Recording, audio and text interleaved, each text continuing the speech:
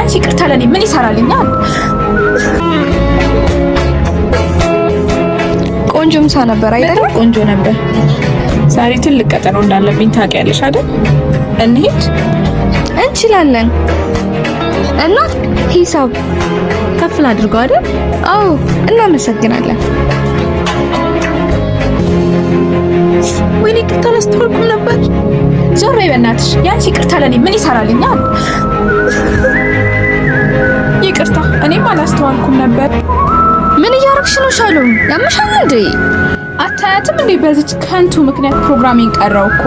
አይዞሽማ። ምን ነው ሌላ ችግር አለ?